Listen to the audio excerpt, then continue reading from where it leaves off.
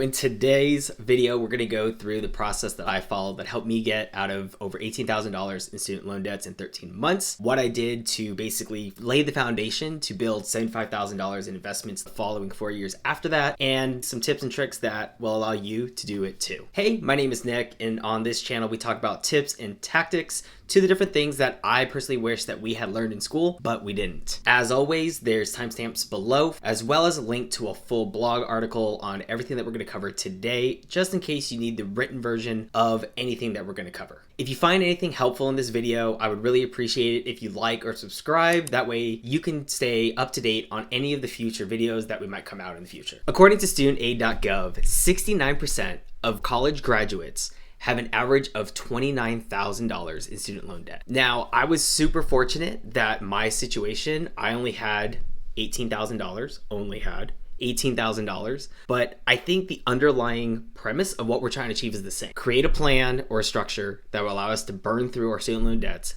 as soon as possible. Now, this video is intended to be a full walkthrough from A to Z, covering these following 6 parts. 1, why I think creating a budget is the right plan of attack. 2, how to select the right budget template for you. 3, different budgeting frameworks that you can follow.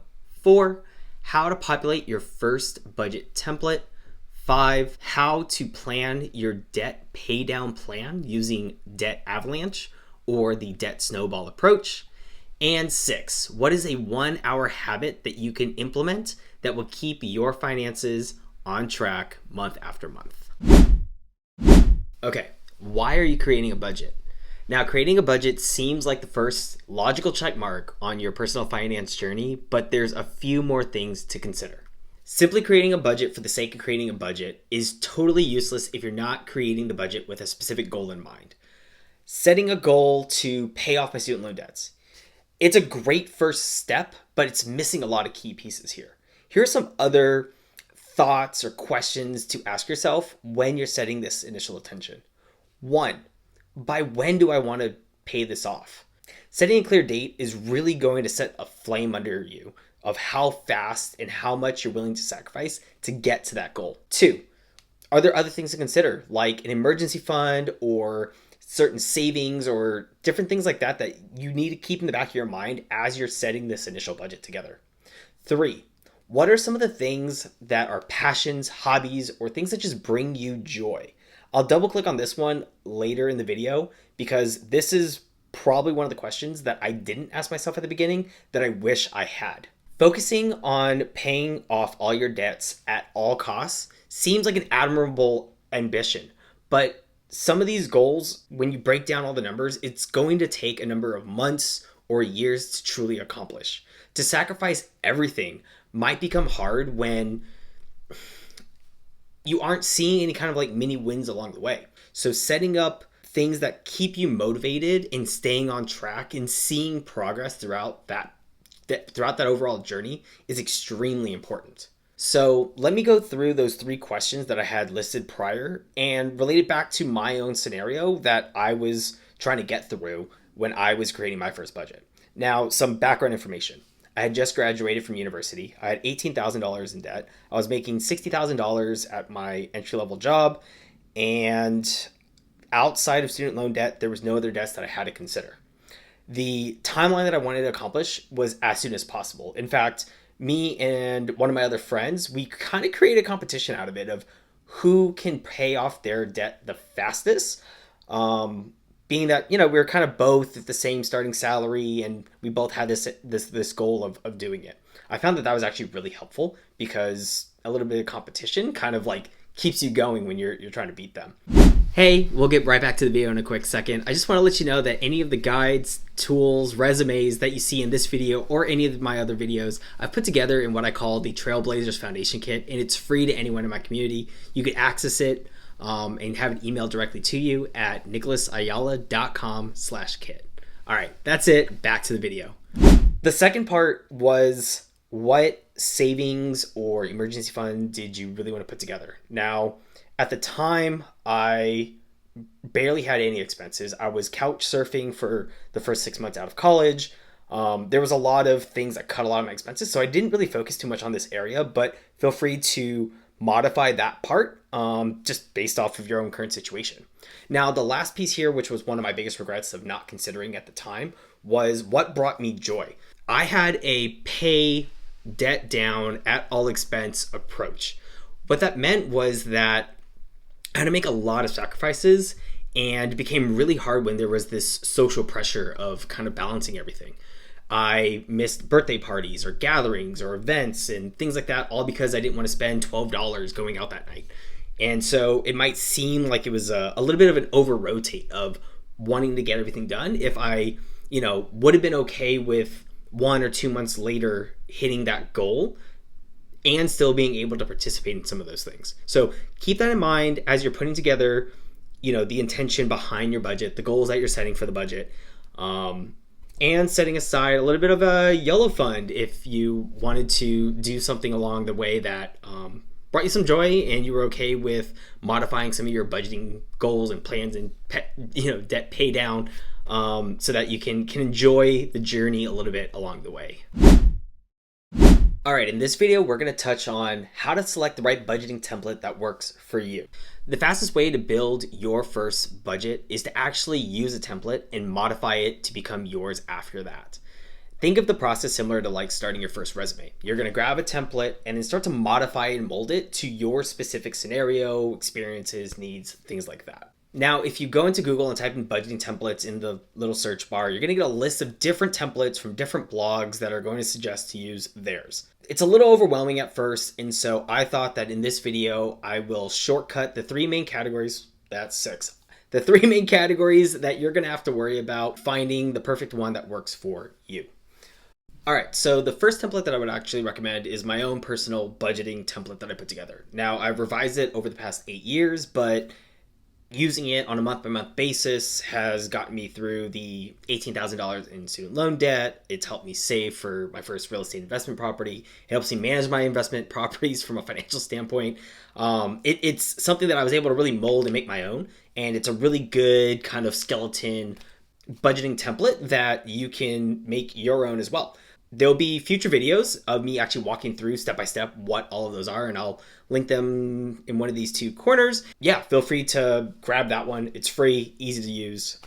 Second, going back to if you were to just type in budgeting templates online, there's going to be a bunch of personal finance blogs that will have their own templates. One of them that I personally found that was pretty good was actually one that was listed by The Balance. They have a budgeting template that seems to have all of the main pieces that you need to really focus on for the first one that doesn't seem too overwhelming or too complex right out of the gate. But again, there's hundreds of these, so find one that best fits for you.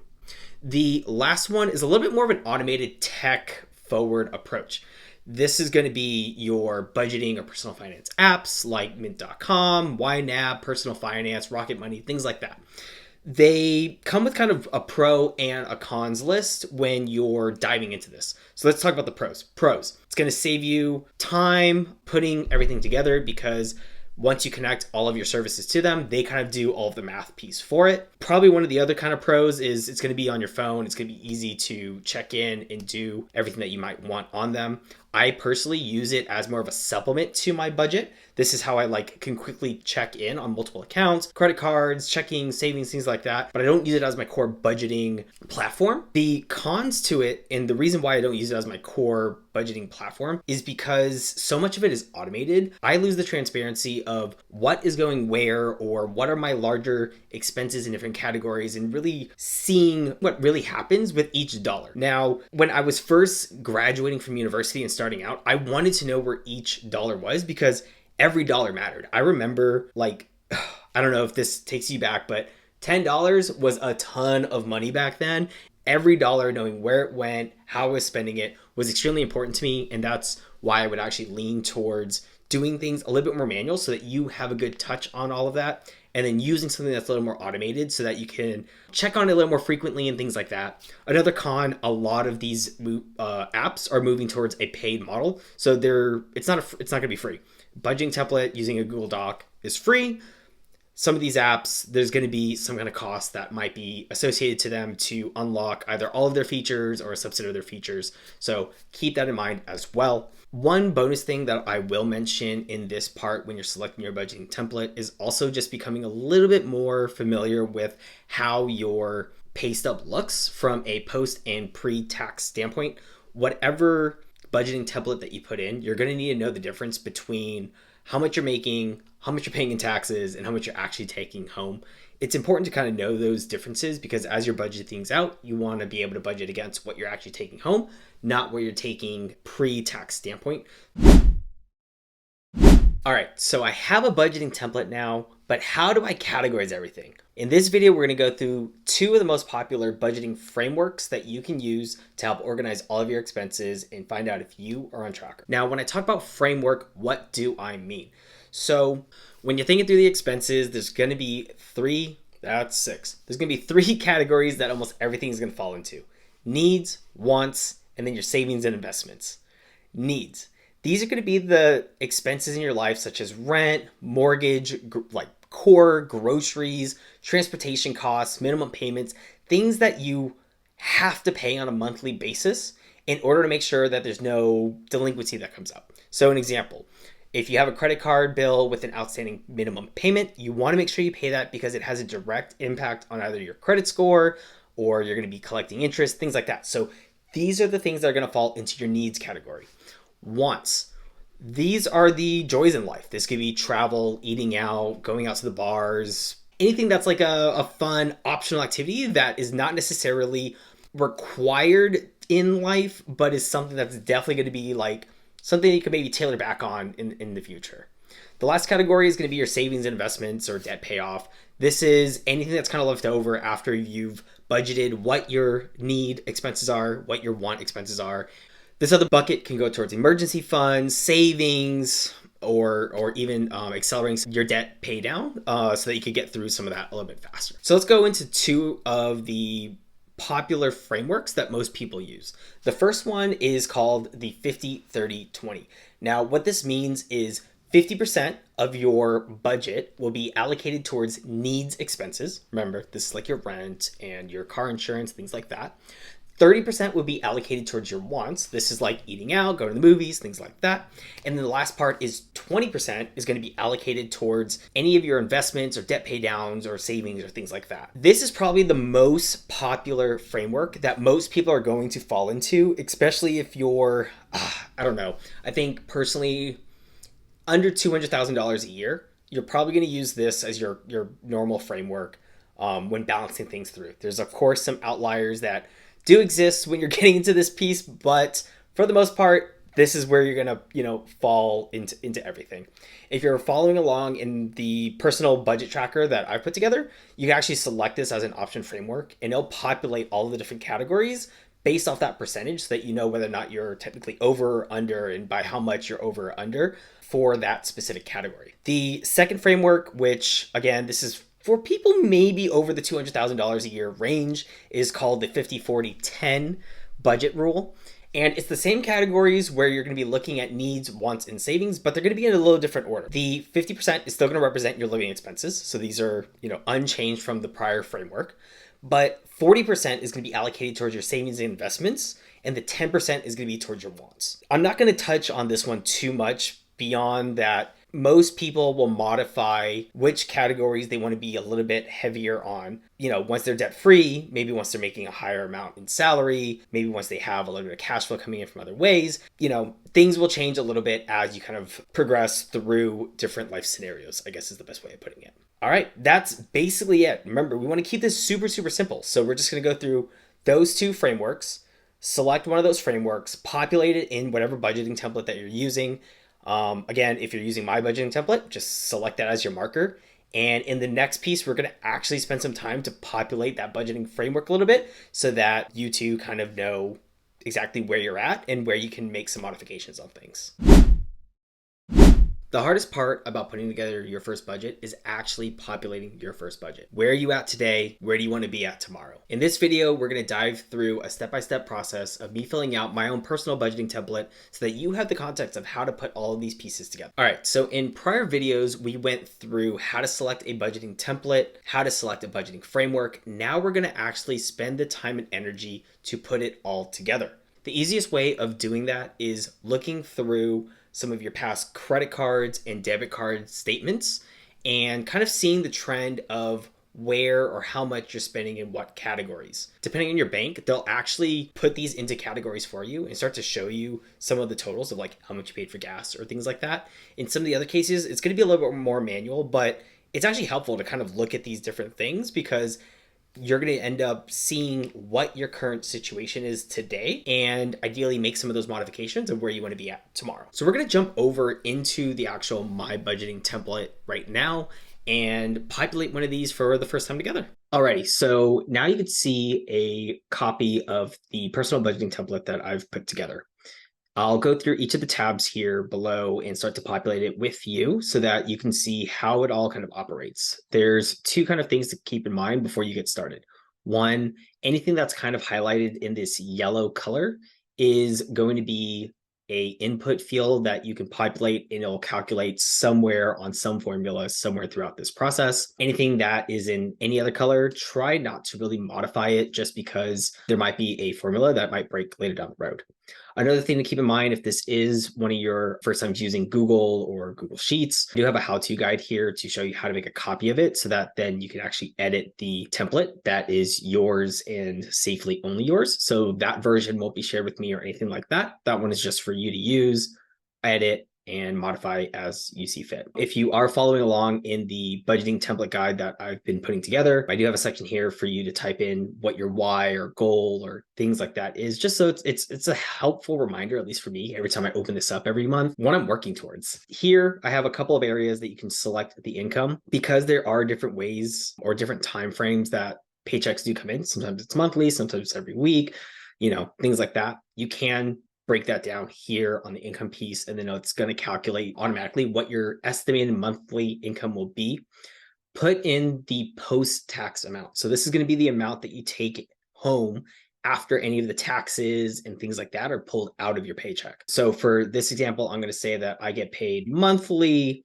I'm going to say that, let's do annual. Let's say I am making $45,000 per year. We'll assume that that's after taxes.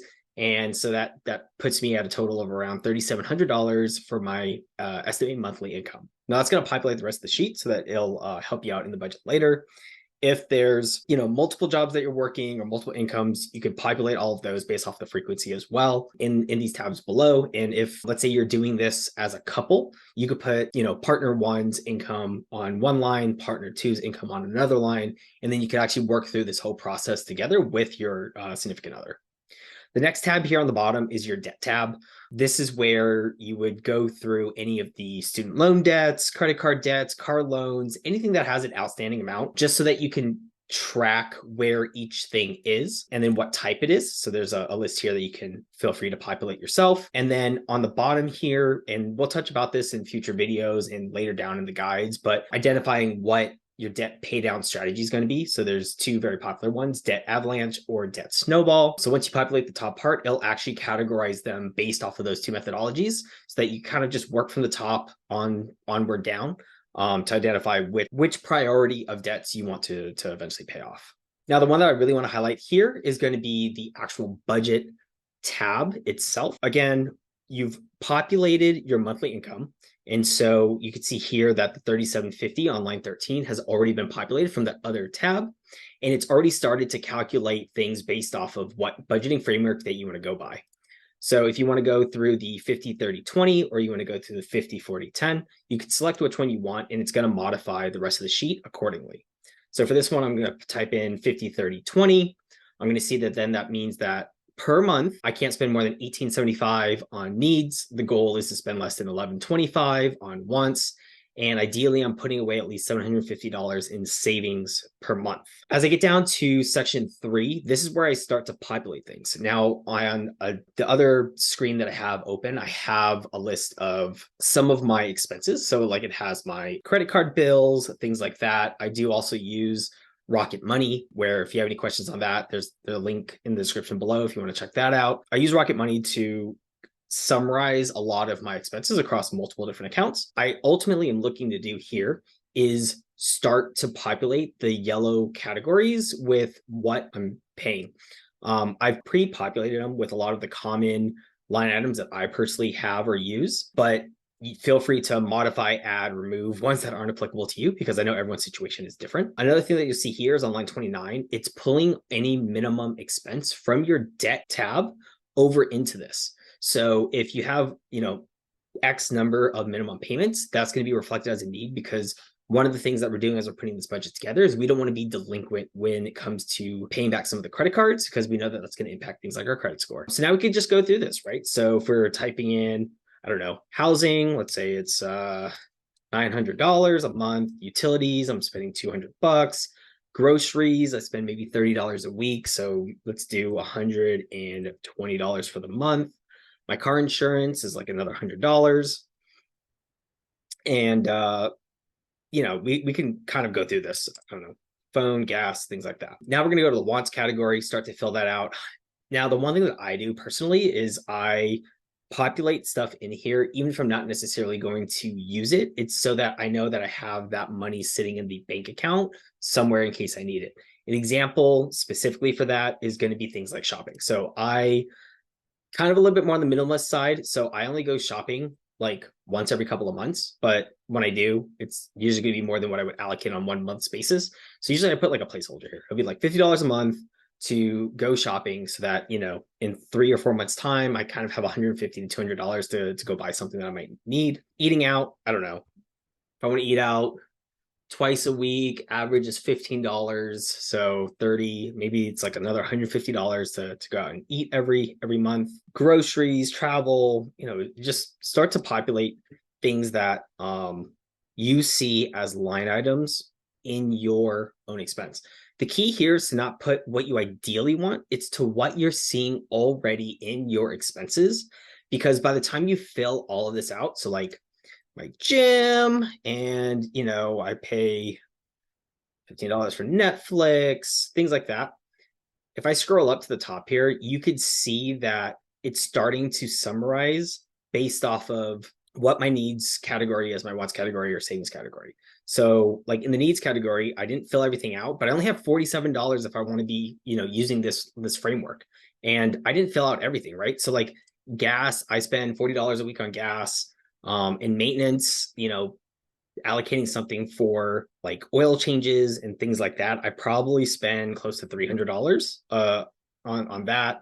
Health insurance, this was a line item that I had there back when I was laid off, because I had to pay for it out of pocket, but right now it's zero because it's through work. No life insurance, no disability, property tax. So I do own a house. Whatever number that is per month is really important to know, because that's a post-tax expense that I'm going to have to spend. Let's see, what are some other pieces in here? Pet insurance, $50 a month. Pet food, probably spend $60 for my dog.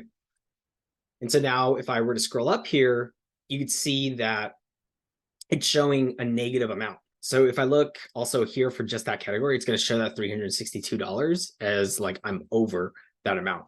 As you fill everything else out, you're going to start to see where you're at today in terms of what your needs categories is, what your wants categories is. And, in some cases, you're below where you're at and you're like in a really good spot.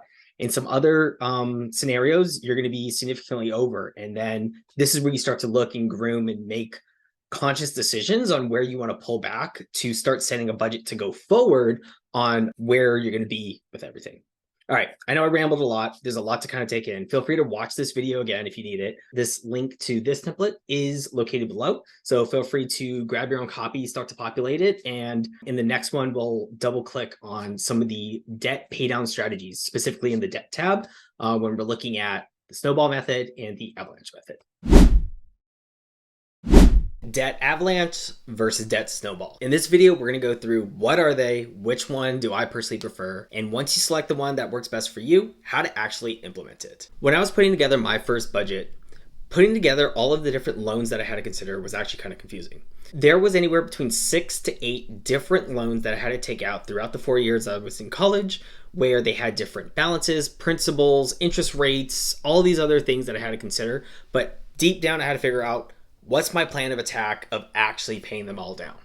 So the first thing, what is the debt avalanche and what is the debt snowball? The debt avalanche is a method that allows you to basically pay back the least amount of interest over the duration of all of your loans. So here's how you do it. You take all of the loans. In this case, let's grab a scenario. There's 4 loans with each a different interest rate, and we're going to prioritize them based off of highest interest rate all the way down to the lowest interest rate. When I'm actually going through and paying off these loans, I'm going to pay the minimum payment on all of them, and then I'm going to apply any additional payments to the highest interest rate in order to start paying down that one faster than the rest of them. Again, overall, this means that it's going to actually save me more interest over time. But here's the downside of it. If one of those with a high interest rate also has a high outstanding balance, it's going to take a little bit longer to actually get rid of that loan overall. So it's going to be a little bit of a delayed satisfaction of like, hey, I paid off one loan, just because you're focusing on the one that has the highest interest rate and less about which one can you actually pay off fastest. Now, this is different than the debt snowball approach. The debt snowball approach allows you to have these quicker wins to build some momentum over time as you're paying them off. So in the debt snowball approach, you're going to organize all of your different loans based off the lowest balance to the highest balance. Now, when you're actually going to pay for them, what you're going to do is pay the minimum again for each of those loans. And when you apply any additional payments to the loans, you're going to target the one with the lowest outstanding balance first. Now, this one isn't going to save you as much in terms of interest over time, but what it's going to do is allow you to quickly start to check off, pay off loan 1, pay off loan 2, and etc. down. This one's good, especially when it takes months and months to pay one off, because you kind of feel like you're going to get a win every 6 months, every 2 months, every whatever set amount of months that you're going to get is going to come a little bit faster, which helps you build momentum or that snowball effect over time as you're paying through all of your debts. Now, which one did I actually choose for my 6 to 8 loans that I took out for my student loans? I chose the snowball effect, or the snowball method. I needed that motivation over time to keep me going, especially when I was grinding through everything. And yes, it was at the expense of paying a little bit more interest, but me knowing myself, I knew I needed that little motivation to kind of push me forward in order to keep things going faster. I chose the snowball method. Again, choose one that's going to work best for you. There are additional calculators that you can find online that actually measures what the difference in terms of financial impact or cost opportunity is. However, there's one thing that I found more important to me is which is going to keep me motivated and aligned, keeping this going month after month, even if it does cost me a little bit more in the long run. So now let's jump into the personal debt template that I personally use and is available down free in the link below to see how this actually plays out in practice. All right, so here we are back in the personal budget template. When you first click the link, it's going to take you to the home page. This is step 1 where you input your income. We already kind of went through this in a past video. I can link that up in the corner above, but let's dive directly into the debt tab. So in this tab here, this is where you're going to list out all of your different loans. So here I have a couple of examples, like a credit card loan, a car loan, but what you want to start doing is basically put student loan 1, student loan 2, loan, 2, student loan 3, loan type. This is so that you can actually keep organized on what is what. So we'll do student loans here. And then now you're going to put in the loan amounts and where the current balance pieces are. I usually change the current balances every month when I'm going through this, just so I kind of know where I'm starting, where I'm going. It's kind of nice to see. So I'll just populate each of these here. So student 1, I think, let's say is $5,000. Student loans, say $3,200. And then student loan 3, let's say it's, I don't know, $1,200. Cool. Current balance, let's say it's the same thing because we haven't started paying anything back yet. And then now when we're looking at minimum payments, let's try to figure out what the minimum payment for each of these are. So let's say it's $150, let's say it's $100, and let's say this one is $75. And now when we're looking at interest rates, percent, let's do 5.5%. And let's say this one's weird. This is 5.6%. Okay, so we have all these listed in here, and we want to know what's the priority that is going to come out depending on which method we choose. Fortunately, if you actually scroll down in this template, it'll show you debt avalanche first, and then it's going to show you your debt snowball second. And so in debt avalanche, again, remember this is prioritizing the highest interest rate first and paying any additional repayments that's above the minimum payments to the one that's in the order here. So for, in this case, we have your student loan 1 because the interest rate is at 7%, which is higher than any of the other loans that we populated in here, even though this one isn't the highest. Remember, we had like some samples in here. There's a car loan in here for 21K. There's a credit card in here for 9,800. But this one's saying the loan for 5,000 with an outstanding balance of 5,000.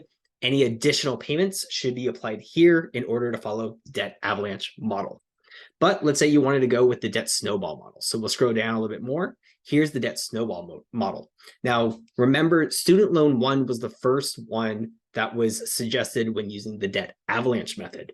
However, in the debt snowball method, the student loan 3 is the one that's being suggested to be paid off first.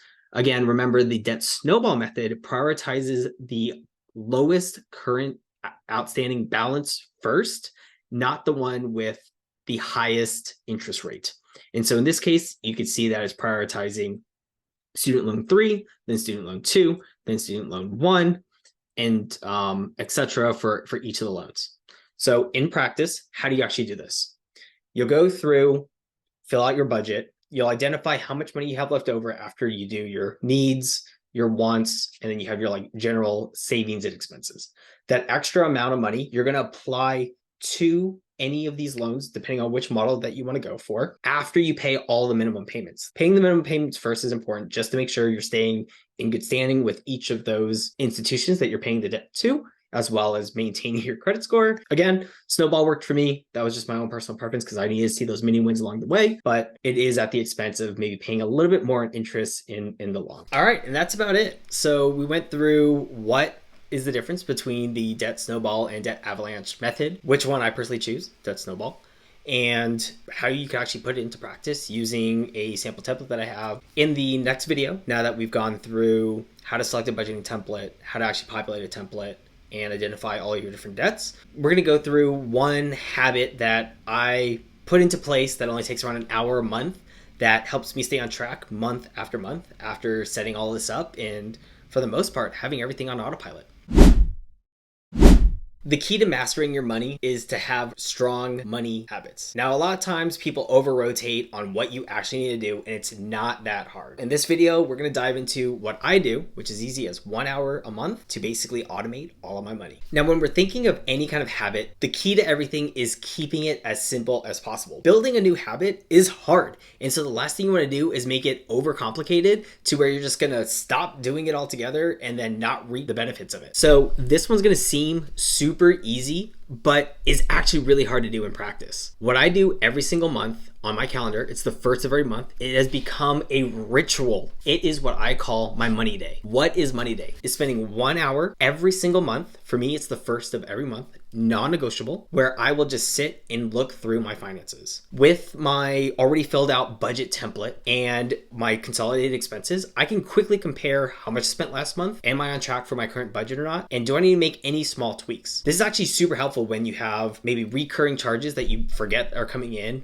or maybe there's some outlandish expense that comes up last minute in an emergency that you're like, oh, didn't see that one coming, but it's okay because I had something stashed away to cover for that. I know an hour a month can easily be pushed off, but realize that this one small habit is going to put you at the top tier of all of your friends in terms of how well do you know your own personal finances. If you don't believe me, just ask your friends. Do you know what your minimum need expense is per month? Some of them are going to give you really rough estimates, while other ones are going to be pretty on the ball about like, no, I know exactly how much I'm spending per month and where. There was this one time where I asked one of my friends, how much do they spend eating out every single month? They said around 500. After we sat down and calculated everything, it was around 1,700. Realize this, that's a $1,200 difference from their expectations to the reality of what they were spending. And they had no idea until they just sat down for a little bit and actually looked at the number. That happens a lot. And the last place that you want to be is that person that has a big difference between reality and your expectations. I wanted to keep this video super short. Just one quick tip, one quick habit you can implement.